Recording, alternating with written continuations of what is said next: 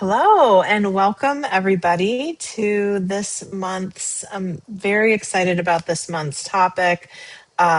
This month we're looking at astrology for children with special needs, and we have the amazing Vickie Sullivan joining us today to educate us on astrology, a language that I've been trying to learn for well over a couple of decades and still need to go to the experts.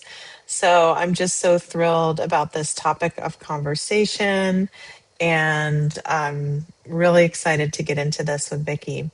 So I'd love to introduce Vickie to everybody and just let you know that or I'm going to let her kind of talk about all of her history with astrology and also talk a little bit about her history as a former school teacher for children with special needs. So thank you, Vickie, so much for being here. I'm so excited to learn more today. Thank you so much for that lovely introduction, Kate. I have to say that I'm still learning about astrology after 50 plus years. It's a bottomless Mm. study, but it still captures my imagination and my passion. And as you said, I am a special educator. I got a degree in learning disabilities in 1978.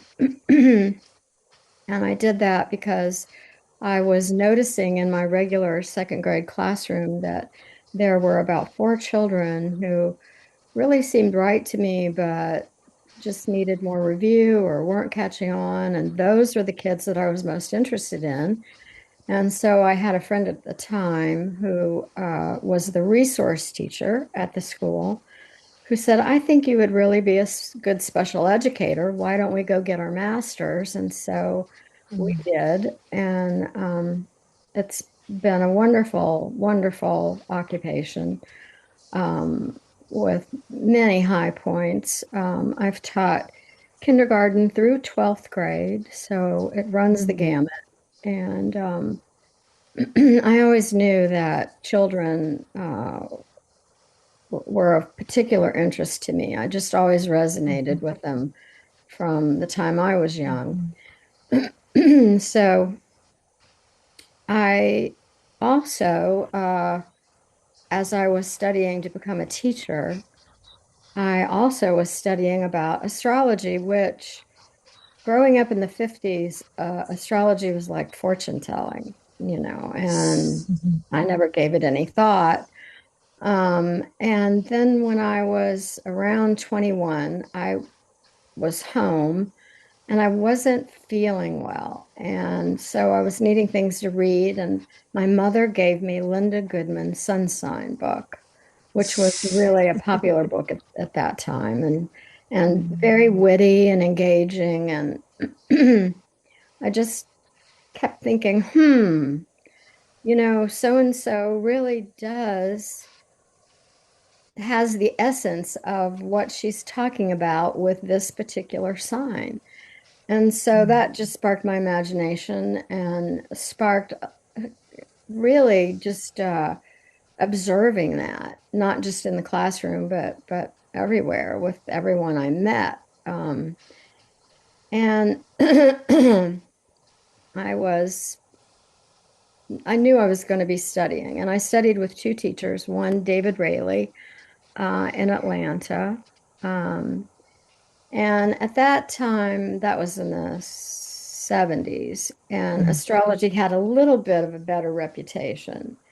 Not great, but better, because it was moving away from prediction and doom and gloom and newspaper predictions and moving towards using it as a tool for self-awareness. And so Mhm. that's when I really got interested. And my early coursework, I had to admit that as a young single mother who was in need of therapy and had some therapy, that I learned as much about myself through astrology as I did with therapy. And so I really wondered at that time if astrology, understanding astrology, would be helpful to me as a teacher. Mm, So I read lots of books, Isabel Hickey, Dane Rudyard, Stephen Arroyo, those come to mind. And I began to think about life as energy. And I mm, began to look at astrology charts as an energy map for individual souls. And I was quite excited about it. And I had done charts for families, family and friends, but I had a bad experience talking about it at the first school where I taught and sharing my interest in astrology. So I kind of closeted myself, continued to mhm, learn, but mhm, recognized that doing student charts was just out of the question. mhm.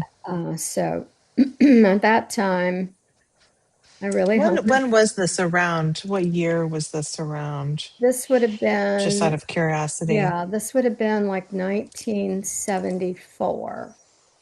Makes sense, yeah. Yeah. Um,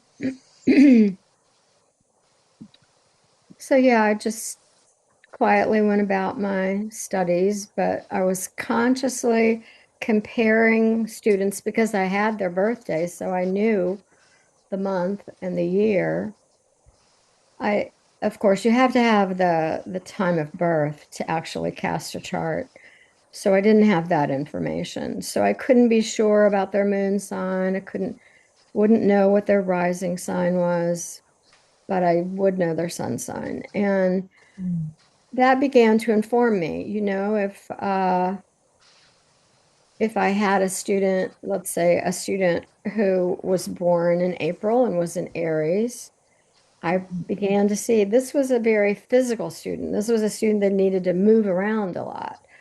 Then mhm, if I saw a child that was born in March, a Pisces, this was a child that was typically more quiet,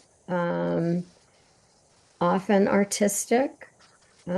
And mhm, so I was really in an enviable place because I was working in a special needs school, and so I had small groups, so I could individualize.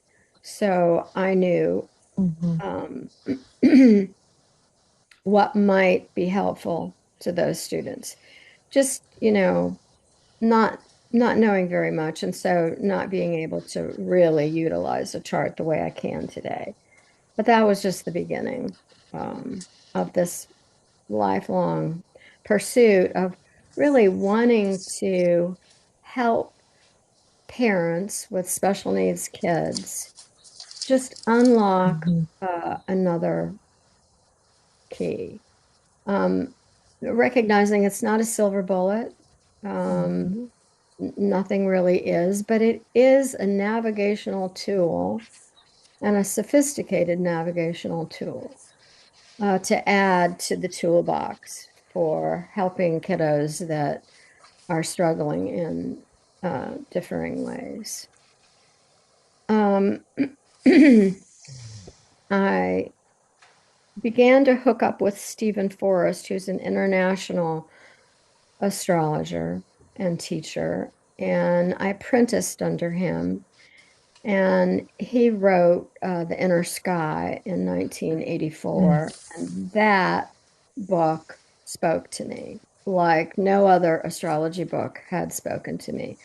There was a groundedness about it, mm, along with a spiritual component, and that spoke to me. And his branch, I had not heard about it before, but his branch of astrology was evolutionary astrology, which I will talk about more, but it emphasizes free will. And this mhm, this book and my apprenticing with him really changed my world regarding astrology Mm, because birth charts were no longer set in stone, but they were dynamic, they were evolving, and the soul was engaged with it through conscious reflections and actions. It became much more alive for me. mm, Um, and I had the good fortune of meeting with him on 5 different occasions and feeling like I was sitting at the foot of a master.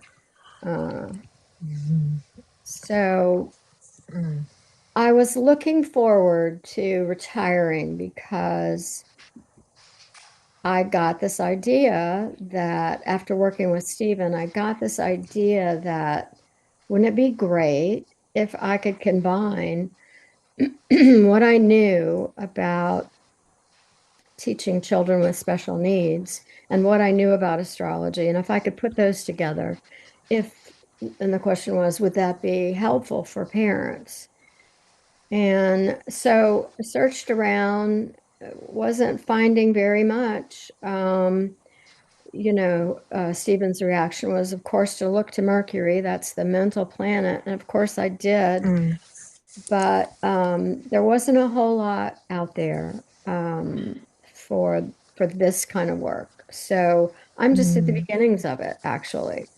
I feel that it has legs. I think that because astrology is also growing, we're learning more and more about what's beyond the planets and how they impact our charts. And I've done some recent research around what are the astrological markers for kids with sensory issues, with sensory mm, mm, overload. And mm, I'm finding that there have been people who have been looking at this. So this is something I'm mm, excited to learn more about. And I notice in my chart that I have some of these astrological markers. Um, and so I'm excited about learning about it from a personal standpoint too. Wow, that is really just brings a whole other layer for me of the astrology piece. I think I love that. I love all of this. And you now tutor children, although you're no longer a teacher of at a school, you are Right. tutoring children. Is that correct? That's correct. Yes. And Since I then you will retired, sometimes will we use the star chart to help with their learning, their tutoring, yes. and how Mm. they may. Yeah, that's like such groundbreaking work, and I think I'm just so excited that you're doing it, and I'm so excited that you reached out to me about this. It's truly, truly. I I'm just think equally there's excited, Kate. so much potential. Yeah. There's so much potential here. I know personally from getting to know my birth chart over the last several years, and have had many readings and just sort of learning about it. It's taken a long time for me to sort of wrap my head around because it is complex and complicated, and it feels like every time I look into something, I find yet another placement or another something. And Mhm. I do believe that part of our our personal evolution, it's so it's like know thyself. It's Yeah. learning about ourselves. Right. It's learning about how we tick, how we operate. And it, for me, I think what it's done is I love the free will component that you're talking about from Stephen Forrest. Just because I'm not a doomsayer or a doom and gloom person either. And I think that it's such a helpful tool to Mhm. even look at like where's my growth edge, where do I have challenges, instead of, for me it was such a relief because instead of feeling like all these experiences that I was having were like victim mode or something, I'm like, oh, this is a learning edge for me. It's helped me reframe some of that myself, to know that this might, and I have actually for many years now used astrology to grow my business, so that's just another angle. I think, I've used it for when to launch new projects, when to do different things. It's been a really interesting process using this tool for the business as well. So I just say that to say I think it's amazing what you're doing. I'm thrilled. I'm thrilled. Okay. I'm just taking notes here. So tell me, thank you so much about that. You have a lot to share. I think you're going to be able to show us some things with like what is some nitty gritty and some broad Mhm. strokes for Mhm. the concepts of astrology, including the sun signs, moon Mhm. signs, rising houses, things like that. And I think you might have some materials to share with us, All Vicki. Is right, that right? I've got a PowerPoint I can share. Before I do that, I do Great. want to say that there's no good sign, there's no bad sign, there's no good chart, there's no Hmm. bad chart. Hmm. Um, before we begin. All right, so I love that.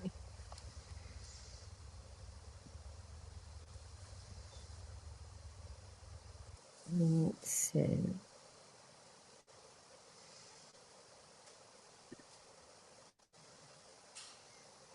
So I need to screen share uh, Hmm. what's on my page.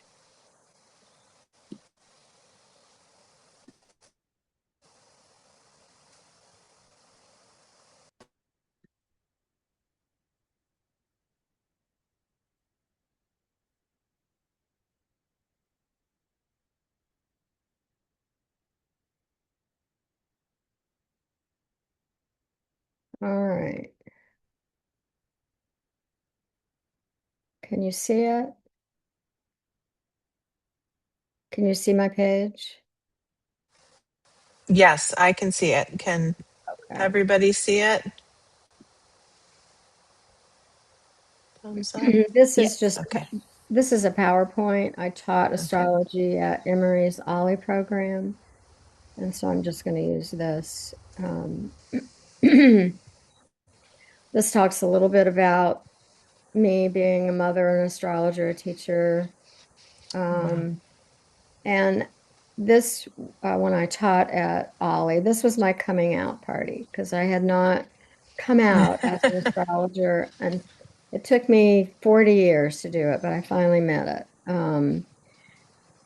So my intentions are to share what I know, to demystify, and to network with any parent that might be helped.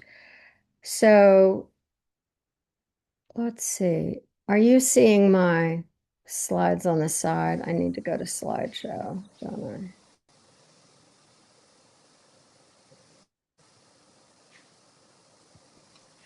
I? How do I do that?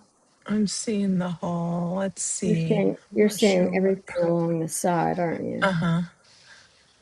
I think Yes. that it was in my But that's way. okay. I think up on the top bar, it says next to animation, the Slideshow. see a Yeah, slideshow.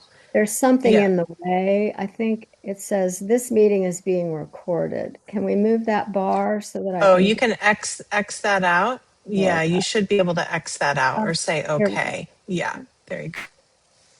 There we go.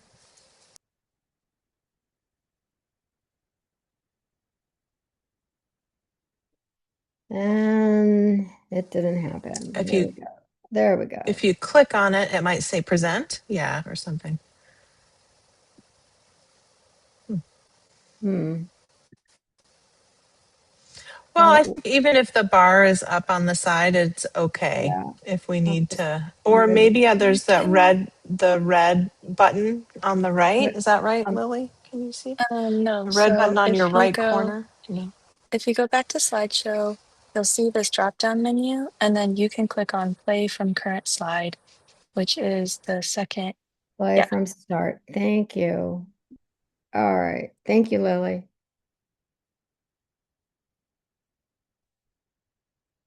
Okay. So you had mentioned, Kate, about learning the language of astrology, and that's really where we begin because astrology is a language. It has the why, who, what, how, where, when, and so I'm using this as the backbone structure. So the why, of course, is that just the mysteries of life beckon us, and I'm just gonna scroll through that. So Lily, are you still there? I press my down button, but it's not going down. Do I press the red arrow at the bottom? Yes. Thank you. So, yeah, we've been looking at the stars for forever, and we humans like seeing patterns and making meaning from patterns. And so, who knows when the study of astrology began? But so many of the people we've read about in our religious and philosophical studies um, have made comment about the heavens, including Thomas Aquinas. And the first astrologer, really, Johannes Kepler. And I won't read these, you can certainly read them for yourself. But this is just to give some evidence that we got away from astrology once it was once used, and there are historical and cultural reasons for that I won't go into. But we are just, not just, but I would say in the 60s, we began to get back to it. Um, sorry, that's so fuzzy. Ben Franklin weighed in. I love this one by J.P. Morgan. Millionaires don't use astrology, billionaires do. Carl Jung, uh, who really um, impressed Stephen Arroyo, Stephen Forrest, a lot of those modern astrologers, because astrology began to be more psychological. And the next component in astrology is who. And I think the particular astrology that I practice is called evolutionary astrology. And I've chosen it for these following reasons, of which I'm going to highlight in the slides. So it's positive, it's theoretical, and it has a growth-oriented mindset. Um, and I need to move our little thing here. Okay. It's holistic. It takes into account all the ologies.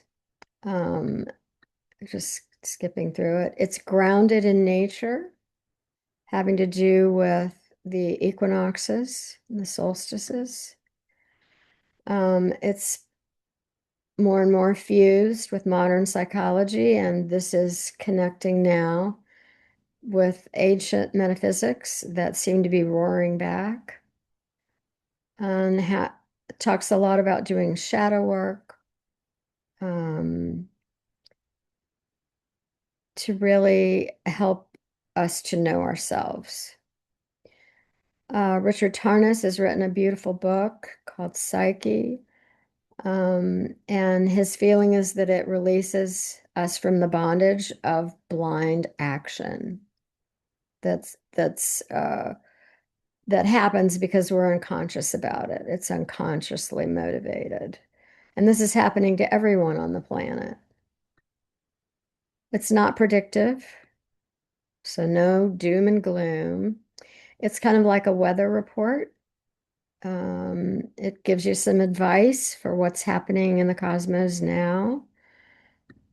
Um, and it acknowledges that life's too mysterious to know what anyone's soul is going to be doing based on the stars at any given moment because there's free will.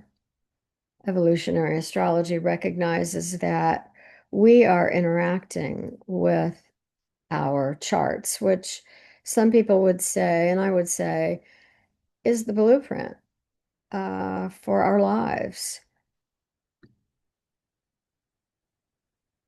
I love this because this is by Viktor Frankl, um, who wrote Man's Search for Meaning.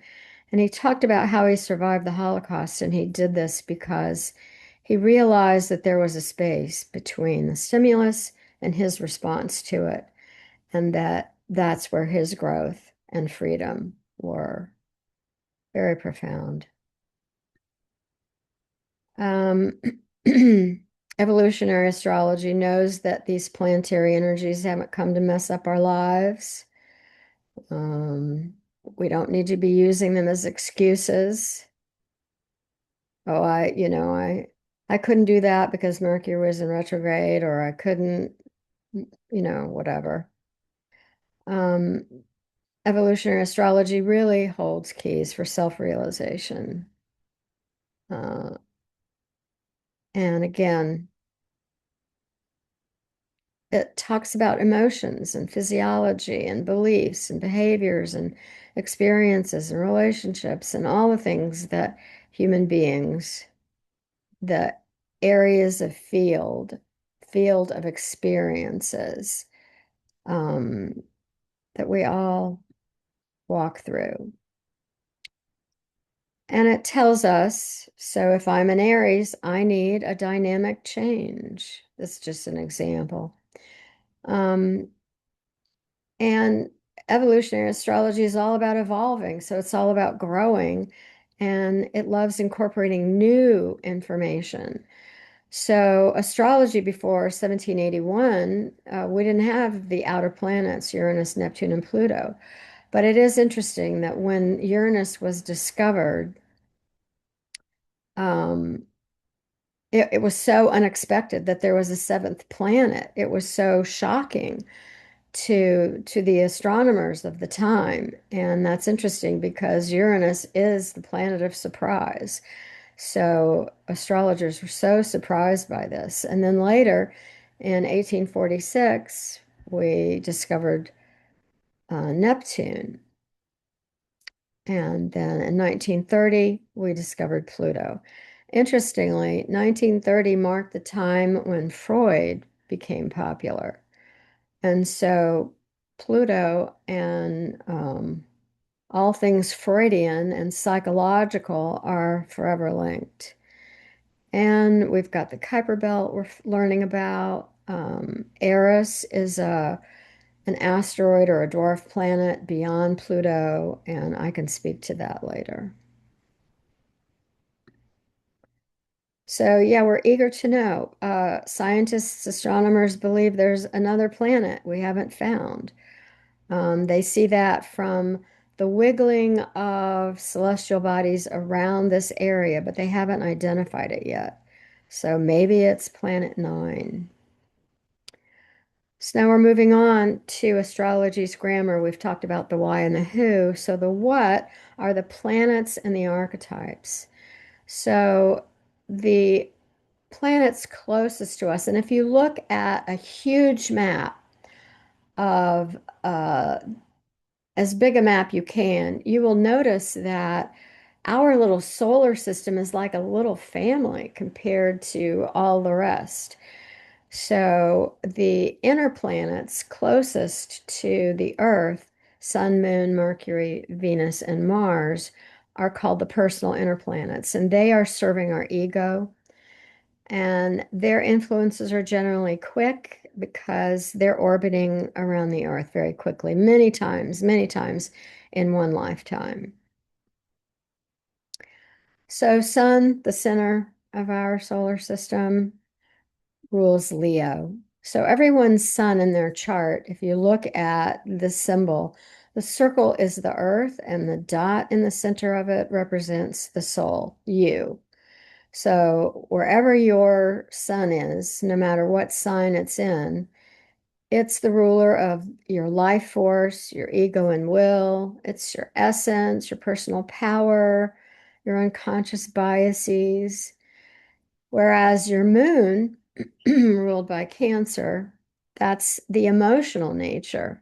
This is the area in our lives that we're seeking security, and it waxes and wanes and has its own rhythm, and it's sensitive.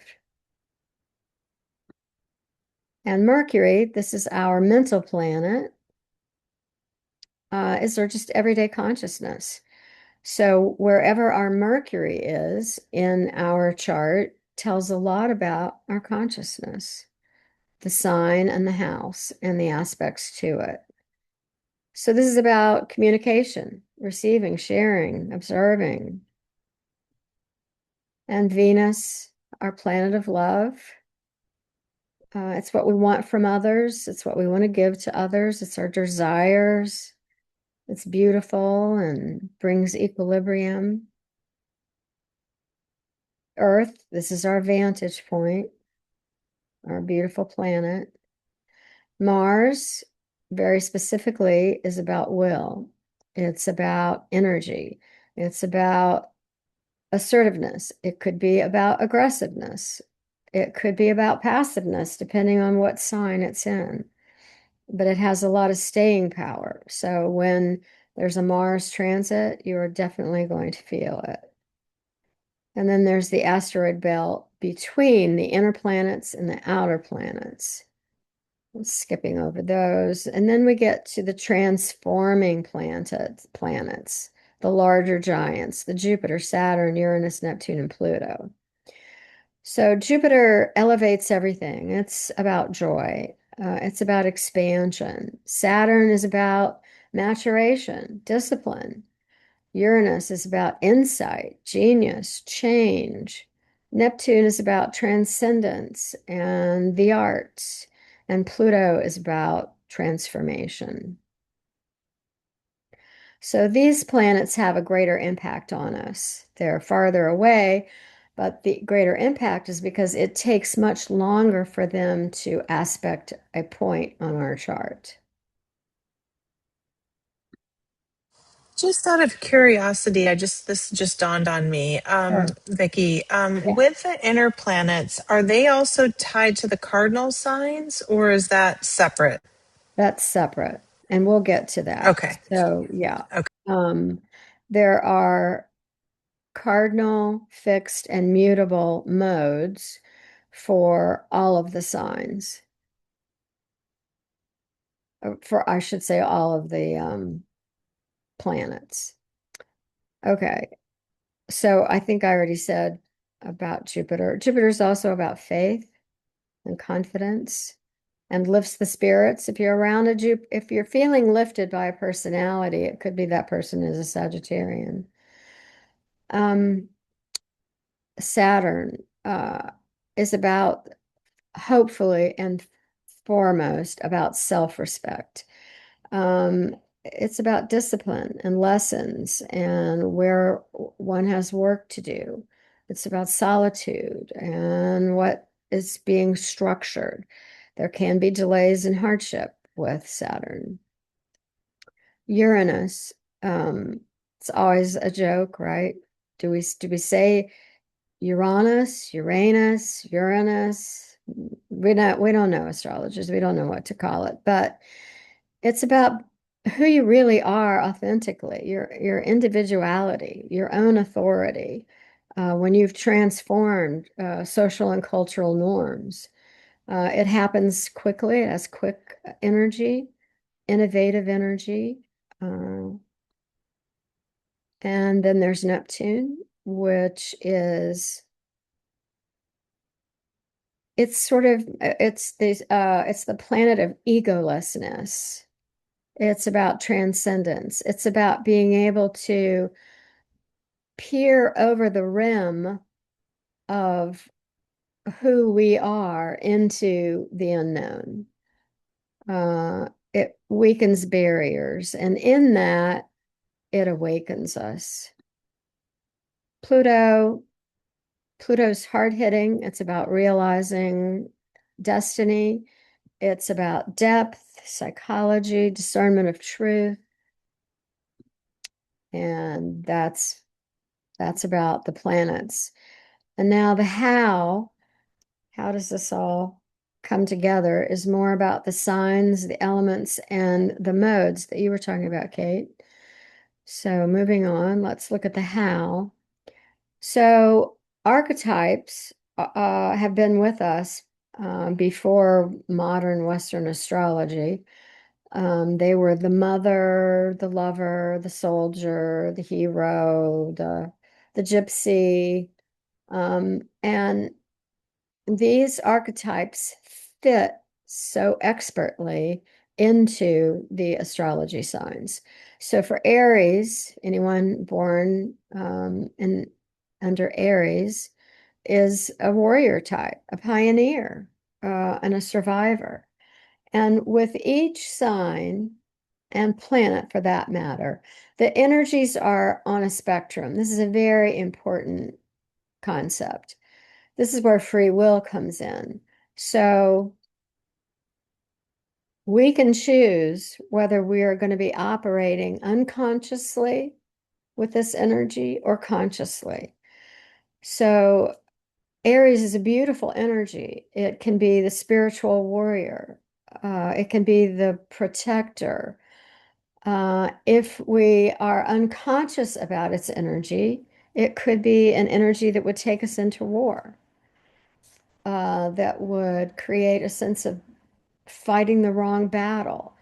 So being aware of the spectrum of these energies is where free will and self-awareness come in.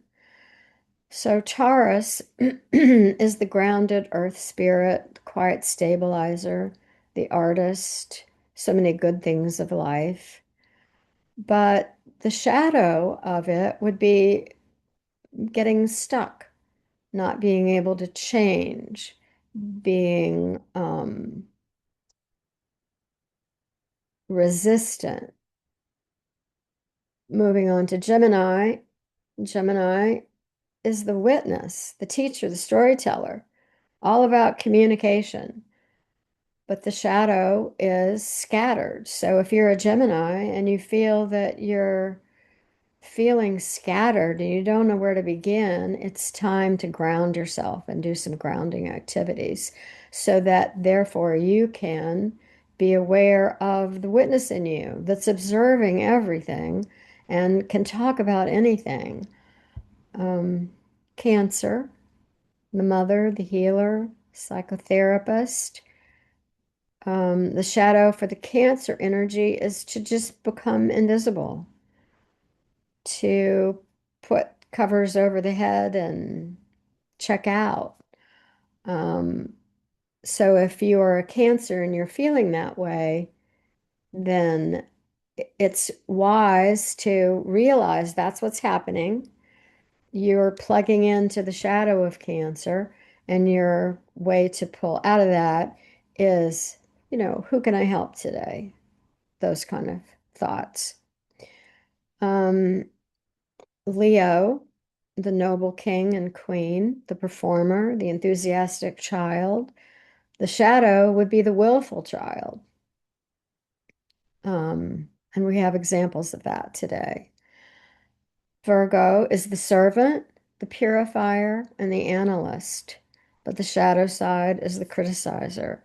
So if you are a Virgo and you're feeling critical of yourself or critical of someone else, then a question to ask is there something I need to purify about myself?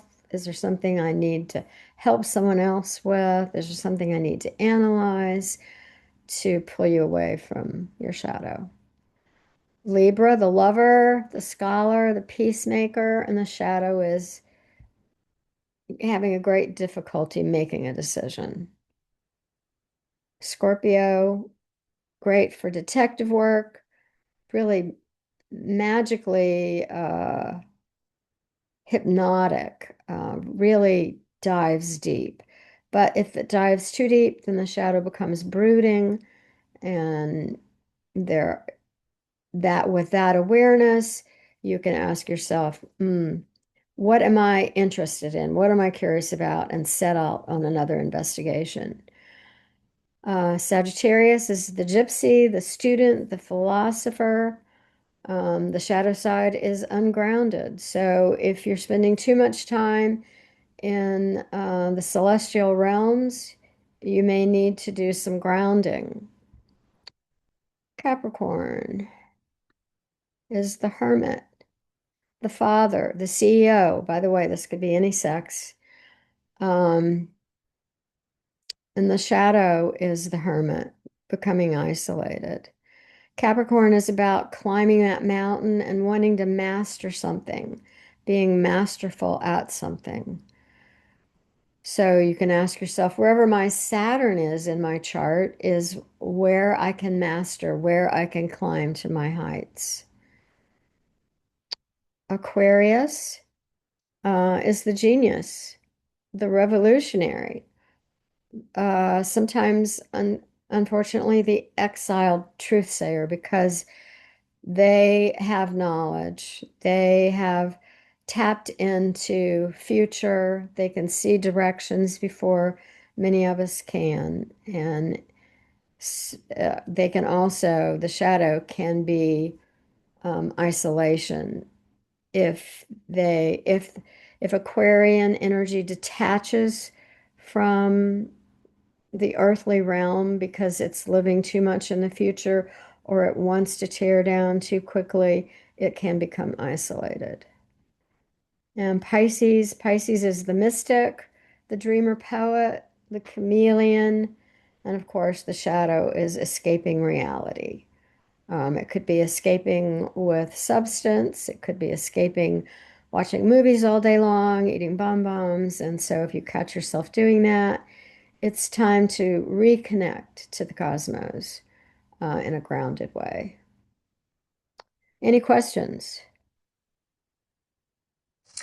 I just want to comment that I really appreciate bringing in these kind of archetypal figures, I guess, to this. It's really great. Good, good. I'm going to skip over this, but each sign has its element, has its mode, has its archetypes, its symbols, its endpoints, strategies, resources, and shadows. But I'm going to go through all this because we do not have time. So now we come to where. So, astrology chart looks like a pie with 12 sections called houses, and each house is ruled by a sign. The first house is the sign of Aries and continues through the zodiac to the 12th house of Pisces, and each sign corrects for the one before, and I'll explain more about that. I'm not especially wild about this, either one of these, but I think it's a good starting point.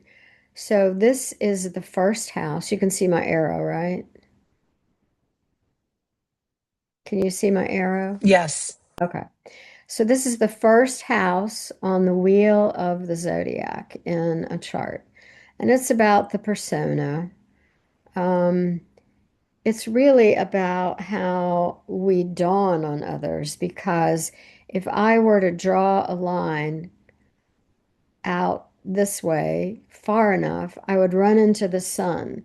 So no matter your sign, when you're born, wherever the sun is shining through that area of the sky, that is your rising. That is the dawning. That's how you dawn on others. This is a critical section, area, field of experience, as Stephen Arroyo calls it, because it's our launch pad. It's our personality, it's appearance, it's how we want to approach our lives. It's how certain things might be fulfilling to us. Um, and it's ruled by Aries. And the shadow side of Aries is being sort of stuck in the ego. So too much of the first house can be renewed and rescued by the second house, which is the house of Taurus, which calms that Aries energy. It calms it down.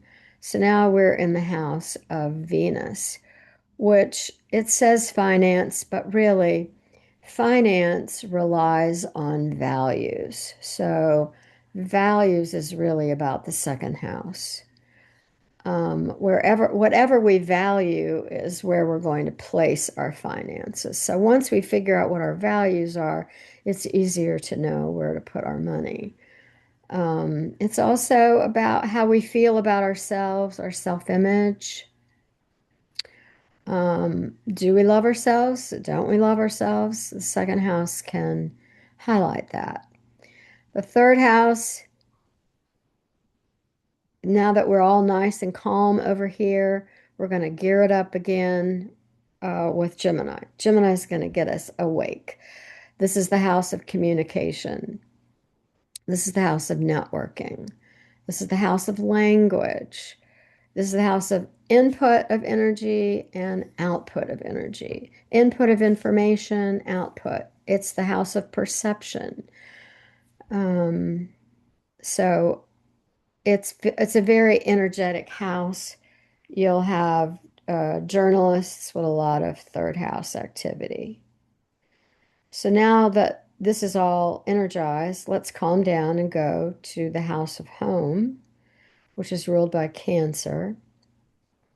This is about family. This is about security. This is about ancestral roots. Um, whatever is on the cusp of this house, whatever planets are in this house, are our go-tos for feeling secure. Now we're moving on to, now that we're nice and comfortable in our home, we're going to go out into the world and we're going to express ourselves creatively. The fifth house is about self-expression. Uh, Full fifth house, need to be on the stage in some way. This is the house of Leo. And the beautiful qualities of Leo on the stage is really the vulnerable giving of love to all. The sixth house is about health and work, and it's ruled by Virgo. And it's also about mastery. It's about having mentors and mentoring so that you can become a master in whatever craft that speaks to you. So it's also the house of craftsmanship. Um, so the first through sixth houses are fairly subjective. They're all about the individual. But then when we cross the horizon, which is where I've got my arrow right now, we're coming up into the seventh house, which is about intimate partners. Um, Now we're going to do a dance in life, another field of experience. And we're going to bring all of these houses and all we've learned with the energies of these houses into our partnerships with others. The seventh house says business, but it's so much more. It can be business, but it can also be sex, drugs, and rock and roll. It's sometimes called the house of the taboo because we don't want to talk about sex, drugs, or rock and roll. But it's definitely the deep dive in the chart. This is where all things psychological are housed in this field of experience. And it goes along with partners. These two are not accidentally together. And then we And move on. Vicki, I'm Yeah, sorry to interrupt. Who yes. rules which sign rules the partnership and then which sign rules So, the I'm sorry. business? Thank you, Nope. Kate. Libra rules the seventh house of partnerships. Libra is the scale of justice. She's weighing both sides. It's two sides. So, the two sides of a partnership. And the eighth house is ruled by Scorpio. So, the deep dive. Um, and then moving on to the ninth house, it says spiritual, but it's certainly can be spiritual. It's the house of Jupiter, but it's about higher learning. It's about expansion of any kind. Um, and the joy that expansion brings, the aha moments. And And that then would be Sagittarius, right? Sagittarius, sorry. And yes, it's the house of Sagittarius. I'm making personal notes sorry, Oh, as well. okay. I'll try to keep this in order here. Moving to the 10th house, it's ruled by Capricorn. And Capricorn needs that mountain to climb. It wants to do good work of some kind. It wants to master something. And so career is it's a good title for the 10th house. It's ambitious, and it's also very much in the public, which opposes the fourth house, which was very private. It's about family and home, whereas the 10th house is about the outwardness of life. I keep losing my cursor. Moving on to the 11th house. Where did you go? The 11th house is ruled by Aquarius, and it is about community. It's about tribes that we belong to. It's about aspirations and goals. Um, and then we come to the 12th house. It says sacrifice. This is really the house of the unconscious. This is the house of surrendering. This is ruled by Pisces. So Pisces is at the end of the journey that started with Aries, and sometimes it's called the dustpan of the zodiac because it has a little of all of the different signs within, and so it's sort of wrapping things up. What do we need to let go of in this lifetime would be highlighted by the 12th house. Any questions? And Vicki, I just nope, and well, not for me at this point, but I just do want to note the time. That's all. But I don't have a question. I'll All right. Okay. So we've kind of gone through this. These are probably better highlights, and I'm happy to share this um, PowerPoint with you, Kate, or Oh, anyone. great. Okay, Yeah, that's so helpful. What I can do is, if with your permission, put up certain slides or the PowerPoint in totality sure. will be Absolutely. available on the replay for anybody interested. Okay, thank you Absolutely. so much. Yeah. More about the houses and questions to ask when somebody has a particular planet in a house. What are some questions to ask? If there's a loaded first house, you want to say, well, how do I put my best foot forward? If it's a loaded second house, you might ask, how am I evaluating my own worth? If it's a loaded third house, how am I communicating my point of view? How am I listening to others' point of view? And so on. And I won't go into this in depth, but there are also quadrants. So everything on a chart is meaningful. So where to begin? Because it's its own language. There's many symbols for it. Where to begin? And we begin with language, learning the language of astrology. So here's the how I would break it down. The ABCs are like learning the signs. Those are your ABCs. Words are like, oh, sun in Aries. It gives you an idea, like a word gives you an idea. Phrases. Oh, I messed this up. Sorry. Phrases. Sun in Aries, um, square moon gives you a more complete idea other than sun in Aries. Sentences. Sun in Aries in the seventh house gives you a totally different idea now. So we're expanding into a sentence. Take that sentence and expand it into stories, poems, novels, movies, whatever, and you get a complete story. Like Sun in Aries in the seventh house might be Scarlet in Gone with the Wind. And once you learn the language and you learn the symbols for the language, um, things become more clear. So I had talked about the sun being um, the chart, the universe, and the dot being us. With Mercury, we still have the universe, but we have a cross beneath it. And the cross in astrology, the horizontal is matter, represents matter, but the vertical line represents piercing the matter.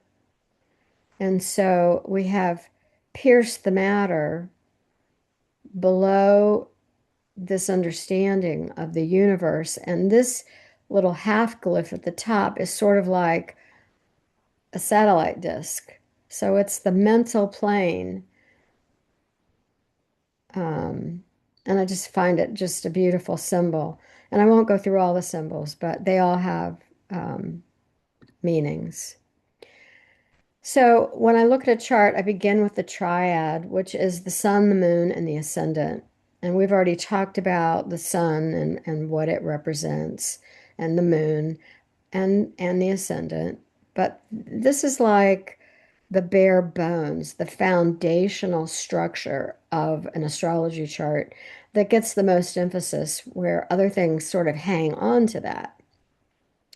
So, Sun in Aries might be an energetic, bold pioneer, a moon in Cancer with the soul of a compassionate, nurturing mother. But with an ascendant in Sagittarius, might approach life with faith, optimism, and shooting for the stars. So, this sort of gives you an initial, bare bones structure of an individual soul.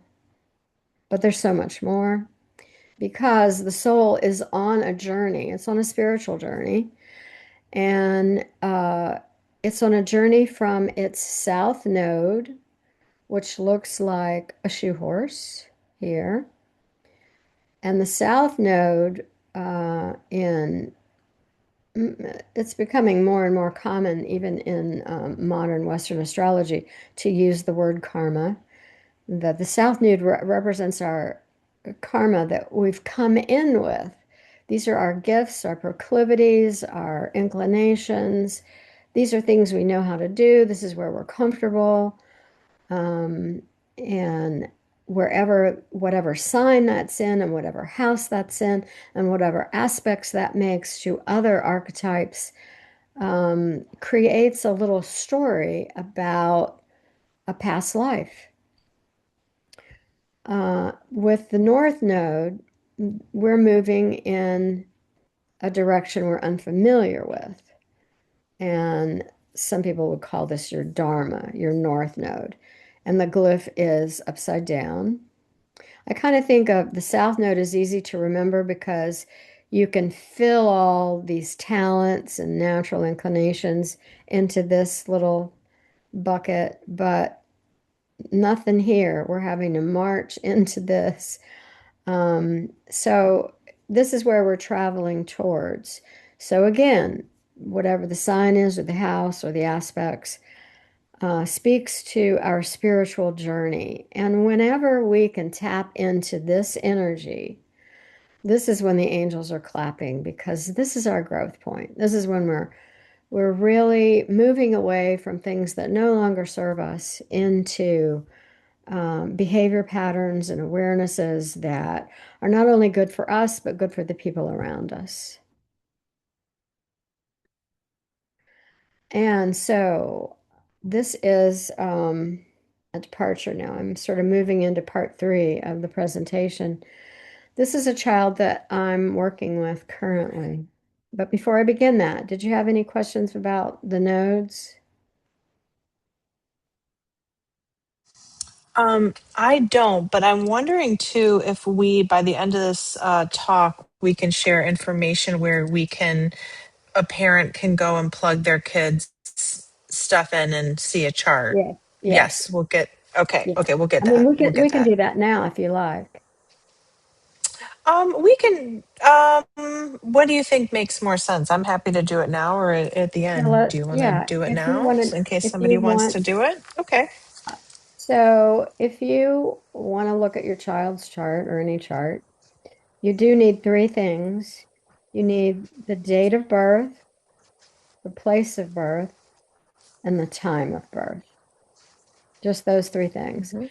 Time of birth is not such a problem with young people today because birth certificates generally have that time of birth on it.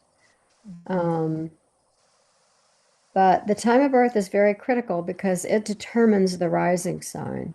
So it determines where all the planets are in the houses. So without a time of birth, there are things called rectification by going backwards, looking at a life and figuring out what happened at certain points and moving backwards. But hopefully, you would have the time of birth.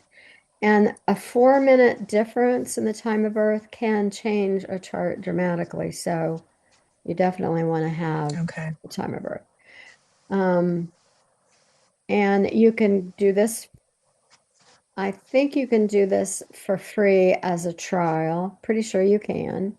Mhm. If not, I think it's $14 a year. But you just Okay. plug it in. You go to astrodienst.com, and I'll spell that for you.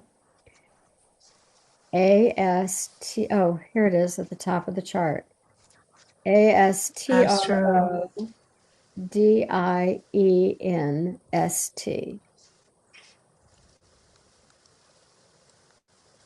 .com. Yes. Okay. And you just plug in those 3 informations. You give a Mhm. name, you don't have to give a last name. Um, and yeah, And then you it'll can start to see, right, it will pop the up and you'll houses and be all able to that. see the Mhm. yes, be able to see it. And so, and just for orientation, that outer ring where the planets are those ruling planets. Those don't have anything to do with your personal placements. It's just like the signs that are ruling the house. Is that correct? Or Yes, am I yes, yes. So misinterpreting on that? this chart, Okay. we have a Scorpio rising with Hmm. some Sagittarius in the first house, some Sagittarian energy, but Hmm. greater emphasis is given to the cusp, especially with a planet there. Hmm.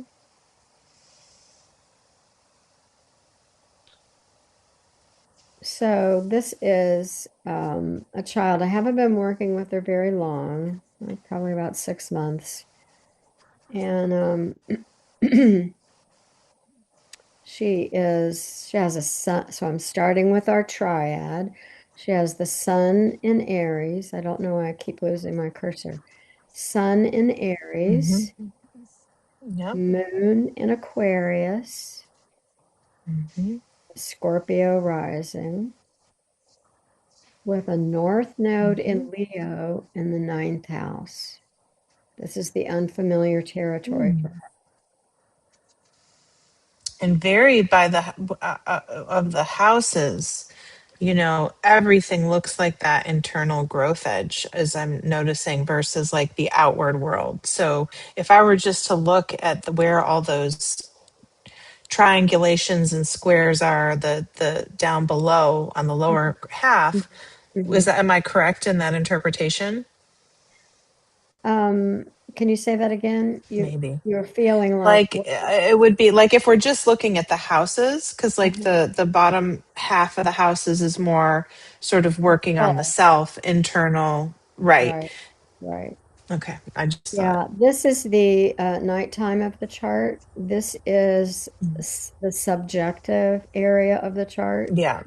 However, fortunately for this little girl, she has Sun conjunct Uranus, and Uranus is the great awakener.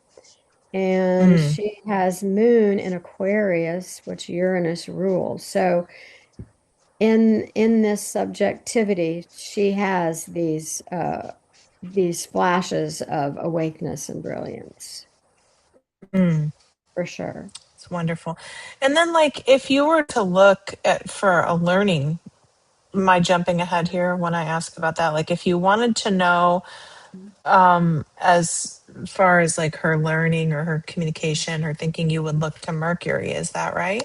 That's right. That's probably where I would look first, although I'm seeing that she's got Sun conjuncting Aquarius. So I already know there may be some attention issues because Aquarius is about the expansion of the universe. There's so much to look at. So I already know that with, I wish this cursor's driving me nuts here. With this Uranus, these squares to Uranus, I'm thinking that this attention is disrupted. Uh, so then I looked to Mercury next, and Mercury is an Aries. So she's a quick thinker because it's Aries energy. And it's in the fifth house of self-expression. So she needs to talk. She needs to talk about her ideas. And she needs to move. She's an Aries, so I can't have her sitting for an hour. I've got to give her some resets. I've got to give her some breaks. I've got to move it along. I've got to move. I can't stay in any one topic too long, or disinterest is going to come in. So, Aries is going to respond to um, frequent resets. So I see that her Mercury's in Aries. I also see that Mercury is conjunct Chiron. We didn't talk about Chiron. Chiron is a centaur, and it's the wounded healer, is what it's called. So there's some wounding around this child. She's 7 going on 8. Wounding around her mental plane, this Mercury.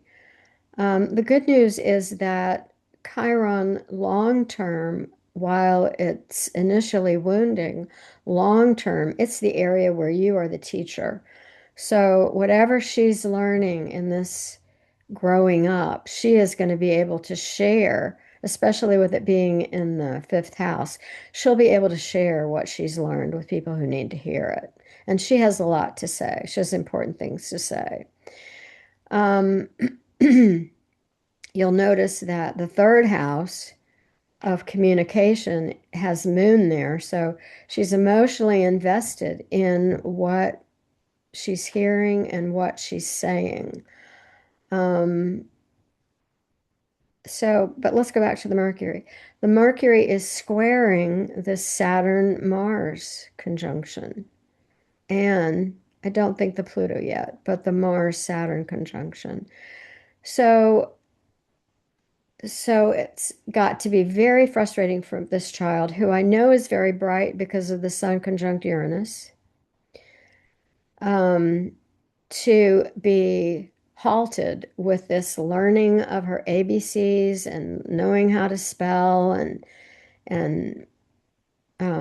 it's just a frustration for her because this Mars and Saturn can be frustrating.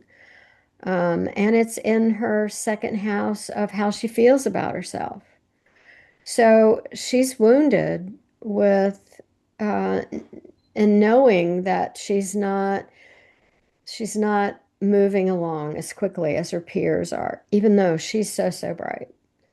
So this is what she's up against. So I know that, And when you look at a chart when I'm sorry, Vicky, when you look at a chart when you're working with the kids, and it's clear that it's giving you a really good roadmap of how, like, to give them breaks for this in this occasion, to, where her challenges might be. And when you're working in this way, are you finding like it's just really helpful and accurate for the child once yes, you're seeing that?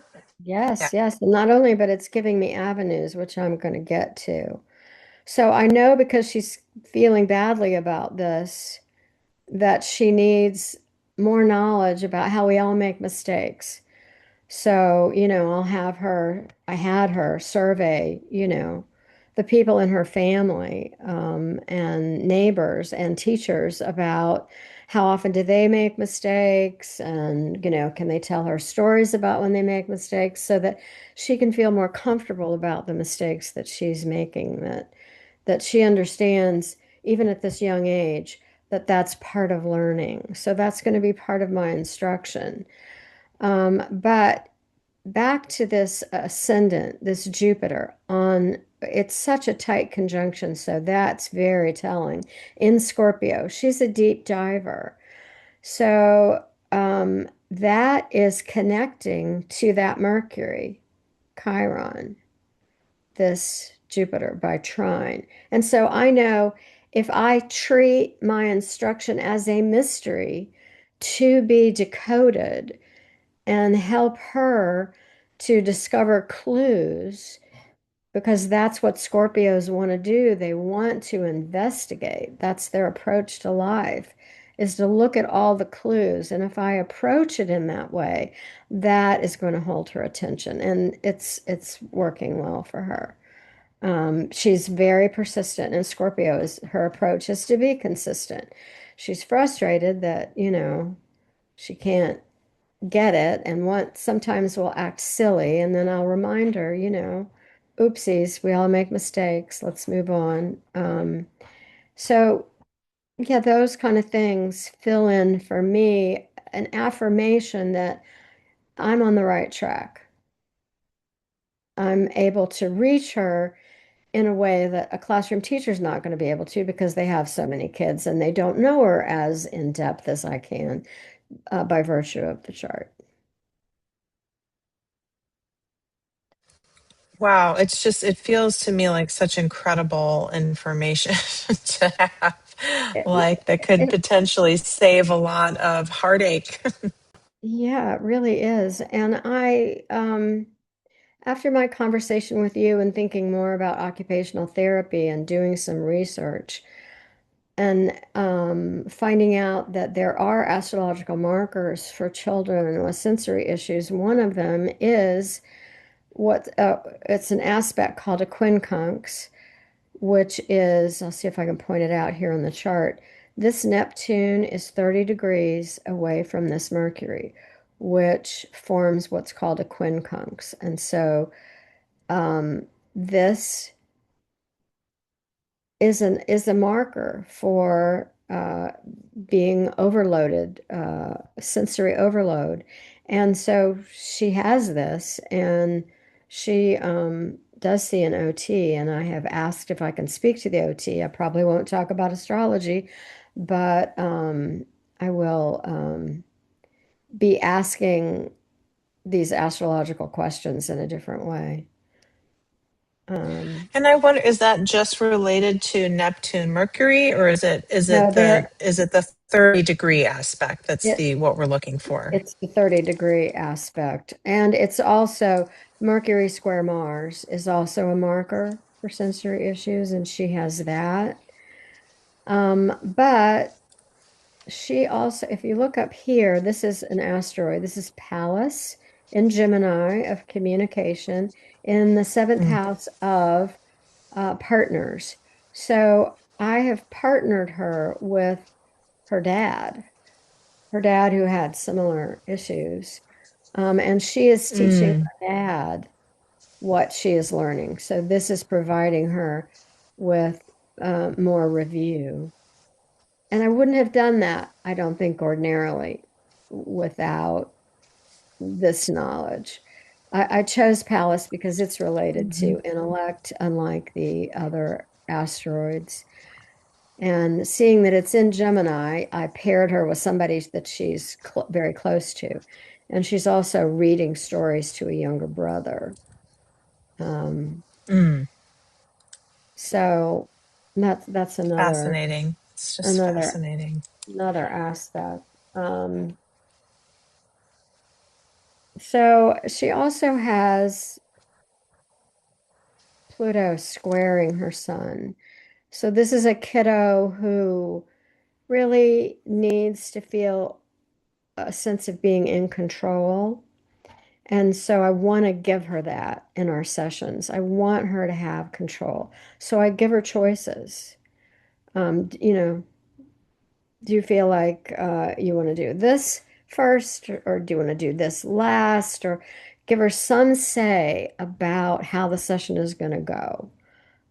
So as much as I can, I want to give her choices to support that need to feel in control.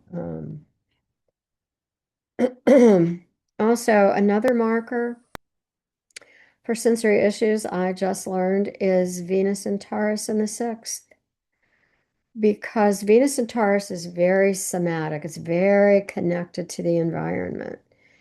And so she has a square to her moon with this Venus in Taurus. So that's about, having good smelling things around during sessions. And, I do a little brain gym with her if she needs to calm down a little bit. Um, so that's informative too. And I love that you said I'm using sense to, I just want Uh-huh. to highlight this is like wrapping back into last month. We talked about sensory diets and sensory profiles and things like that. And I'll just reiterate it here for you, Vicki, and for Yeah. anybody listening, that sense of smell is like hitting a reset button. It is like hitting a reset button because it if this is a really good tool to use if kids are stuck, be even if it's a noxious smell.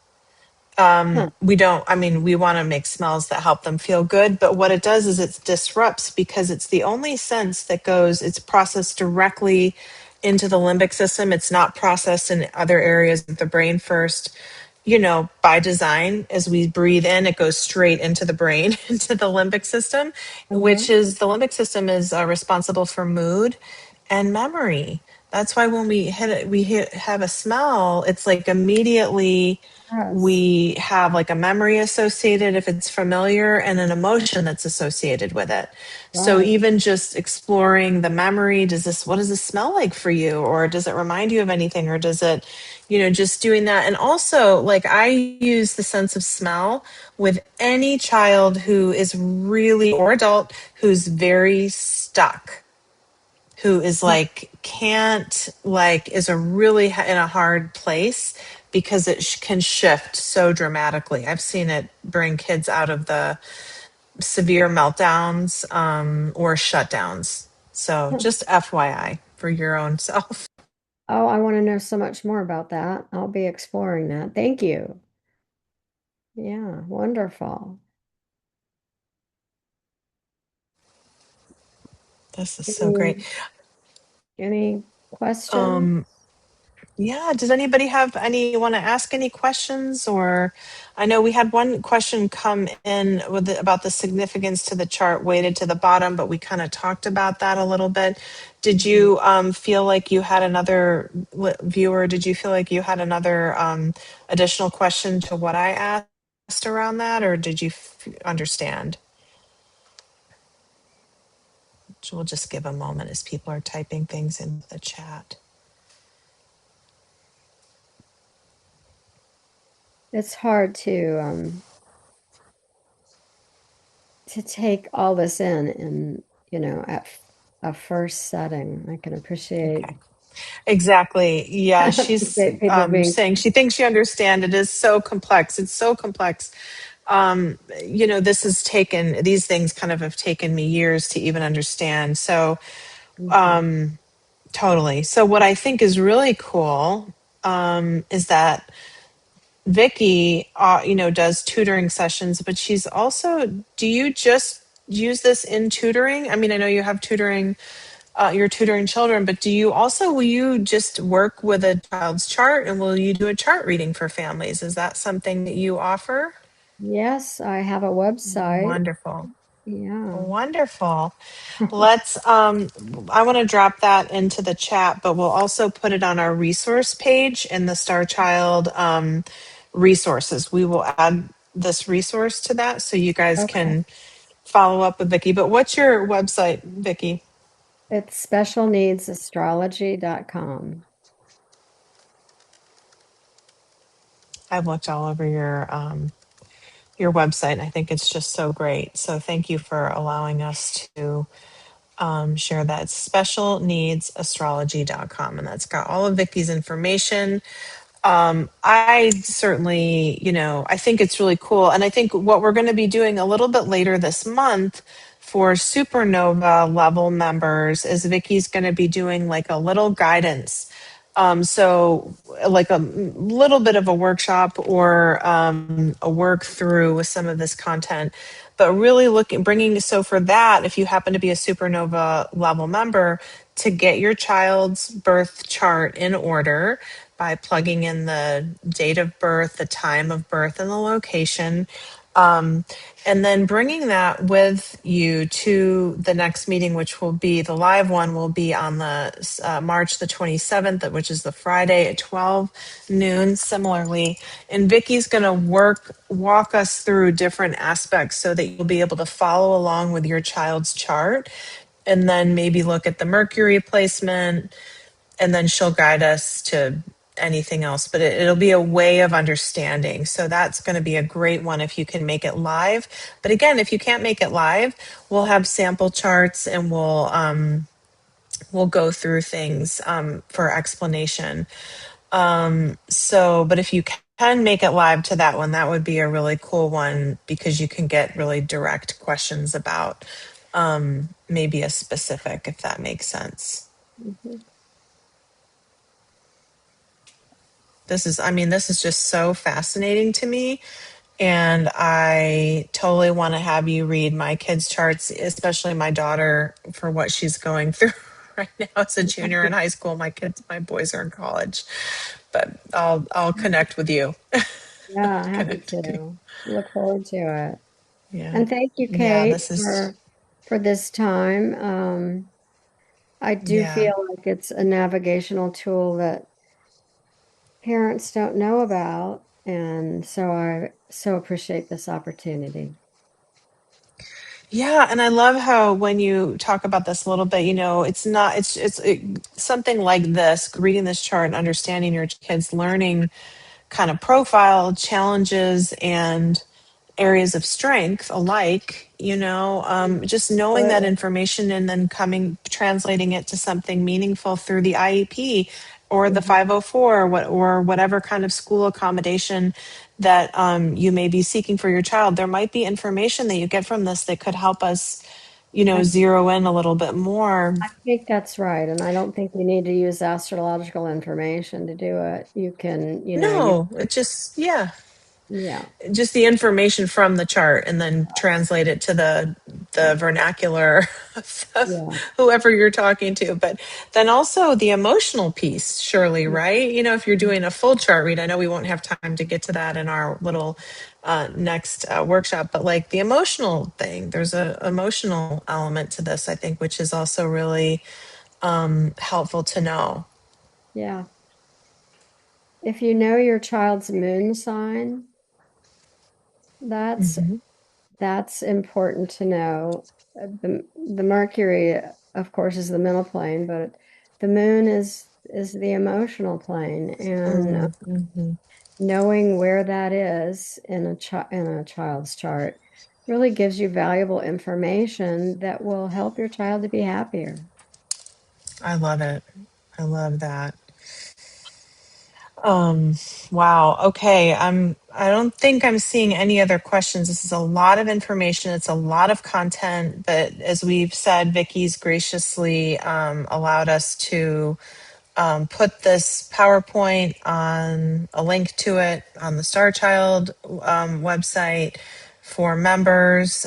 So you will have access to this content if you want to review it at another time, or if you're looking at the chart, there might be something great to, yeah, fall back to. Okay, well, thank you, everybody, so much for coming on and joining us today. And I'm just so thrilled that to have had you, Vickie. This is eye-opening to me. I mean, my mind's going in lots of different directions. I really would love to see this pioneered as for all of us to understand our kids' birth charts, because I think it's so affirming, and It it's is. again taken in this positive light of how Mhm. can we best support where may the challenges be, and how Mhm. can we support our children better, instead of just thinking this is like a random behavior, or why do I always patterns show up in my life, or X, Y, and Z. So I just think it's been such a empowering thing for me to learn my birth chart. So empowering that I would encourage any of you to put your birth chart details in for yourself and your kids, right? Mhm. And just Mhm. to get that information, search for a reading, either with Vickie or somebody else who Mhm. can read your chart. These are very wonderful tools. I mean, it would be so fortunate. I hope everybody who's watching this video, Vickie, will still be taking sessions before she gets totally booked up. But I would love, I think her expertise at this level of, I mean, to work with somebody with Vickie's experience is like a real gift. Really. So I just appreciate you so much, Vickie. Thank you so much. And thank you, everybody, for being here on this platform. We look forward to seeing you live again on the 27th, if you can, during your little lunchtime, hopefully break, or you'll always be able to access the replay at the Supernova level member for that, and for the Comet and Supernova level members for this talk as well. With that, I just say thank you so, so much. Thank And you. Thank you, I Kate. really appreciate this. Thank you so much.